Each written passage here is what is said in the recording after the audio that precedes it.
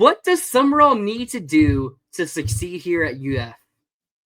I think that's the question everyone's going to be asking because you just fired Billy Napier, and you looked a lot of what Billy Napier did, and it's kind of a lot of what we wanted him to do. We want him to go and get actual recruits, not players that are going to be here for the spring and then transfer before they even take a snap or they. But before they even play a game here at UF and Dana Mullen and his takes there. But no, I think Billy Napier really brought up the level of this roster. And what does John Sumrall need to do more than just elevate the roster, but actually win games? I think the clear and easy number one thing to point out here is offensive coordinator. Mm-hmm. Yeah. I think he has to go out there. He said it himself. He needs to go out there and get an offensive coordinator that's going to be explosive. You know, that's what you have to do at UF. And I agreed. I talked about it last night. I talked about it last night when I said that you got to use your weapons. You got to play to the talent on your team. And at UF, you're going to have speed. You're going to have receiver talent. I mean, you're going to have Jaden Ball, who's a great running back. Like, you got to get an explosive offense. Like, I think Buster Faulkner is a name that was interesting. I've heard, and I haven't heard really since. But his offense is a ground and pound style offense. But Jamal Haynes is a great running back, and he breaks a lot of big runs for Georgia Tech. Explosive doesn't just have to be through the air; it can also be on the ground. And if you can go get an offensive coordinator that's going to be able to use your elite running back in Jaden Ball and get your weapons the ball in Vernell Brown, Dallas Wilson, who's ever here next year, we'll have to see. But we'll have to see who's here next year. But I think you need to get a coach who's going to be able to take advantage of the players around this offense and not throw out your two tight end sets that you have two tight ends that are not good. Yeah. Yeah, I mean, I agree. I think the OC is like the first main thing. And really, I think, all of it, like the staff in general is so important here. I mean, I think for me personally, I really think Billy's staff, I think Billy's first primary mistake was in how he built his initial staff.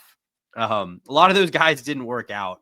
A lot of them were guys he brought with him that didn't work out. Some of them were guys he hired that didn't work out. But, I think you got to nail the staff. You got to nail your initial staff. Mm-hmm. I think the OC is the biggest piece of that. But I think DC is important too, because ultimately, I don't think we want, even though Sumrall is a defensive guy and I think has a good track record as a defensive mind, even though he's never been a defensive coordinator. That's, I think, a defensive coordinator in the SEC. Wasn't he at Kentucky? Was he a DC? I thought he was linebackers coach. I'm pretty sure he might have been co-DC. Maybe he was. I don't think he's been a play calling defensive coordinator, at least at the power conference level. Maybe not even. I'm not even positive he was when he was co-DC at Tulane. If he was co-DC at Kentucky. Yeah, you're right. His last year at Kentucky. So I don't think he called plays, but I could be wrong. Point being, though, like I think, hiring a good staff, both coordinators, is obviously really important. I think establishing recruiting. I mean, because I think he's kind of built a reputation as a portal guy. He's kind of built a reputation as a portal guy.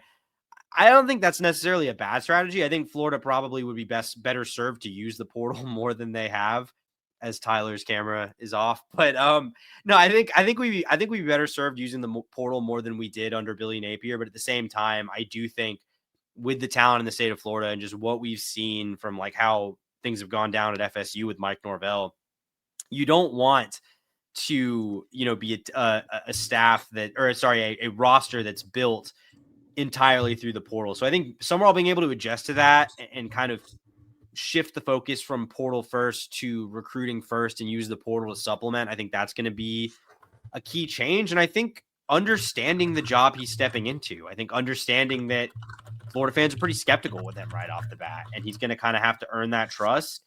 And I think, understanding the place he's at, like we said earlier, with his very first comment on the job being, I understand that we need an explosive offense and need to hire a coordinator who can do that. So I think that's a good start, but obviously you need more of it. I mean, I think those are all the things, like, it's a long list of things that I think this previous staff didn't do right, but I think, it's just everything. Yeah, I think something else that maybe isn't necessarily on John Sumrall, but it's going to be partly on Sumrall, but getting this booster support, getting the NIL money, getting your well, what's it called? The um what's it? Rev share. Sorry. Getting your rev share, like he's going to need to get it from his boosters. And now Billy Napier didn't have perfect support from the boosters. It was not perfect, but he had enough to not go for it, or to not be 3-4 by the time he fired him.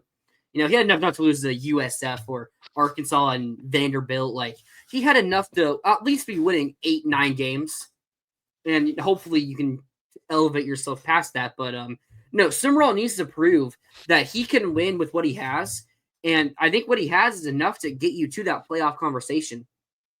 And we'll see what he's going to have. We can't say for sure, but Sumrall's going to need to win those games to where boosters buy back in. The support that was rumored to be there for Lane Kiffin and all the NIL money and rev share that we were going to give him, if John Sumrall can win enough games and prove to get there, I don't see why the boosters wouldn't go and put that money into him instead. And that's how you push yourself to become a elite program that's there year in and year out, like the Georgias, Alabamas, and Ohio States and Oregon. Yeah, and I think, frankly, I mean, it's hard for me to say this because it's not my money. I'm not the one giving lots of money to this program. But, I mean, the boosters need to be committed regardless because, like I said earlier, like you don't win without that commitment, without the resources to win. Like I understand maybe you don't give him the $30 million, $25-30 million NIL suite if, before you see some proof of concept. But ultimately, like, you got to be committed to this guy. And, whether it's what your first choice was or not, you got to give him an opportunity to win because I can tell you Florida's never going to get back to where it was if they're not spending at a top 10, maybe even top 7 level relative to the rest of the country, and certainly need to be top 4 or 5 and, top 3 to 5 in the SEC if you're going to be routinely competing to win the conference. And yeah, of course, Sumrall, of course, is going to need to add more parking spots. That's the one thing that is going to determine everything. But no, it's mostly going to be what he does on the offensive end, and who he hires as a defensive coordinator is going to matter. If you can go out there and get a big time defensive coordinator, I think the talent's currently there. To where if you hire an elite DC, to where you're going to have a good defense in year one. I mean, I think it could be even better than it was this year, which. The defense is really why we even won 4 games and could have won more games this year. So I think if you go out there and hire an elite DC, maybe that makes you competitive. I mean, I'm pretty confident that we're going to expand to 16 teams. I feel like I'd be shocked if we didn't, especially after this year. Sure. So if you can get it, and you have on paper right now, your schedule looks easy enough to where if you go out and hire an elite defensive coordinator, you can go out there and be competing for a playoff spot at 9-3 in year one. And I'm not saying that we're perfectly together and John Sumrall has us on the track to win national titles, but in year one, you could be out there competing to do something that Billy Napier hadn't done or hadn't even got close to. So I think that's something that's going to matter a lot for what Sumrall needs to do to be able to win at a high level here at UF. Yeah, and I think the idea, like the concept of lengthy rebuilds, is kind of a thing of the past in some ways. I mean, teams, coaches are finding it pretty easy to come in and succeed right off the bat with the tools available to them. So, yeah, if you nail the coordinator hires, if you're able to maintain at least the majority of the talent on this roster that we're hoping will come back next year, and you are able to supplement that with some portal guys, especially with what you're losing on like defense, on the offensive line, even at some of the skill positions to an extent. Obviously, we'll see how much you retain there. If you can do that, then I think you can compete immediately. I'm not sure I would say this team is like a competitor to like win the SEC next year. I'm not sure you can do that kind of jump in 1 year, but I think you can immediately become a competitive team, immediately become a team that's pushing for 8-9 wins in the regular season. And I mean, that would be a great year one. I mean, I don't think, no matter how you feel about the Sumrall hire, I think if he wins 8 or 9 games next year, I think everyone's probably feeling pretty good about where we're at, the trajectory of the program. I mean, certainly I would be. Yeah. Josh Pate said that Lane told him we turned Lane off with our behind the scenes stuff. I mean, Scott Strickland probably is that. I also know Scott Strickland has a history with Chris Kiffin. I wonder if that also plays a part of that there. But I mean, we both agree Strickland needs to go. Yeah. And we need to find a better AD. I mean, I'd go take Keith Carter at Ole Miss right now if we could. So if it's not a problem for Sumrall and he wins, then I guess you go forward. But right now, it looks like Scott Strickland's probably gonna be a big reason why this program isn't on the national level right now. Yeah, but we'll just see too. I mean, I think look, if Sumrall is who the people that are really in on Sumrall, mostly non-Gator fans, but people that know him or have worked with him or just covered him, people that are all in on Sumrall really do believe he's like the next Kirby Lanning, like psycho, defensive minded, just super passionate, like motivator guy. If that's who he is, then I think you can get back there because I think Florida is pretty committed financially. I mean, we'll see how the we'll see how the money works out in terms of booster commitment. But if they were actually in position to offer Lane what they were reportedly offering Lane, like finances are not going to be an issue here. So, yeah, it definitely wouldn't be if that's the case. But no, we just need to see Summerall not be naive, not make self-killing mistakes like Billy Napier did. And I could see Summerall taking us to a place that we haven't been since Dan Mullen, and hopefully even further than that, and maybe bring us a national title. It's too early to predict anything like that, but I hope we see it from Summerall. It's getting tiring losing a lot. I mean, it was nice cheering for us to win against FSU and seeing Jaden Bogu for 266, but I don't want to see us just win 4 games. I want to multiply that by 3. Yeah. No, absolutely. No, but I mean, I think, yeah, I think we won't know because obviously we're going to play the games, but I think in a month or two, I think we'll have a pretty good feel for how he's approaching this job. I mean, like, yeah, if he comes out and like just brings his entire Tulane staff and has an underwhelming portal period and loses a couple of commits, then yeah, I don't think any of us are going to be sitting here feeling great, even though that doesn't mean that he couldn't still work out. But I don't think either of us would be feeling great about his first offseason if that's the case. But if he makes a couple coordinator hires that impress us and brings in some talent and retains the rest, I think we're all going into next season pretty optimistic that you can turn things around pretty quick here. 4-8 to 8-4, like bigger turnarounds have happened before. That's not exactly unbelievable. Yeah. So I got actually a pretty interesting question I just thought of. Lagway, at this point, yay or nay, should he be the quarterback next year?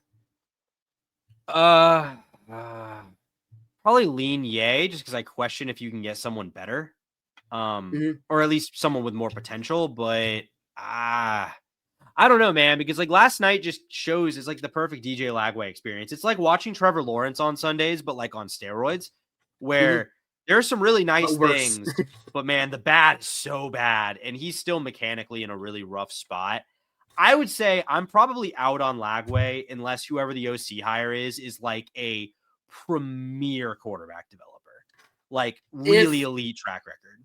Say you go and get Mason Heinzel, not Cade Bell, and he's the offensive coordinator. Do you think Mason Heinzel is quarterback at Pitt right now? If he would leave from Pitt, do you think he would be a better choice for BRQB than Lagway? Probably got to say yes, right? Just given the results. Yeah. I mean, Lagway has a higher ceiling, but Mason Heinzel is a true freshman this year, and he's playing better than Lagway has for any consistent stretch of his career so far. So, Yeah, I'd agree with that. I just hope that Lagway's success isn't hinging on Lagway. I hope Summerall's success isn't hinging on Lagway for 1 year. Because I think there's a possibility where Sumrall doesn't make it past a year. If he gets the wrong OC hire, Lagway's our QB and he struggles again, and we hire a president, and that president's like, okay, it's time for Strickland to go, and you bring a new AD in, and new AD's like, hey, let's get a new coach here. Like, I don't think it's likely, but I don't think it's impossible for that to happen. Sorry. Say that one more time. For what to happen? Sumrall only makes it 1 year here because he hires the wrong OC. Lagway's still the quarterback. I mean, it doesn't really matter who the quarterback is if the offense just struggles. But if you hire the wrong OC in, we finally hire a president, and that president decides to fire Strickland. and you bring a new AD in, and it's like, hey, you brought a guy Yeah. that no one really, a lot of people at Florida didn't want to bring him in, or a lot of the fans, I should say. It's like, you might as well just, year one of a new AD, just kind of like what the LSU Scott Woodward did, where he just kind of resets everything right away. So I could see that scenario happening. Yeah, I mean, I don't think it's very likely. I think year one would have to be a disaster. But like, if Strickland's out, I mean, if you get a new AD in here, I think all bets are off, because a new AD is not going to have any loyalty to a coach he didn't hire. I mean, Strickland fired McElwain after, I think McElwain had only had one football season under Strickland when Strickland fired him. So, Yeah. it certainly it certainly is something that I would say to monitor Scott Strickland's status. But I don't think Scott Strickland necessarily is going anywhere unless it's to the point where like it's very obvious Sumrall was a failure of a hire. I think in all likelihood they would go together at that point. Yeah, I agree.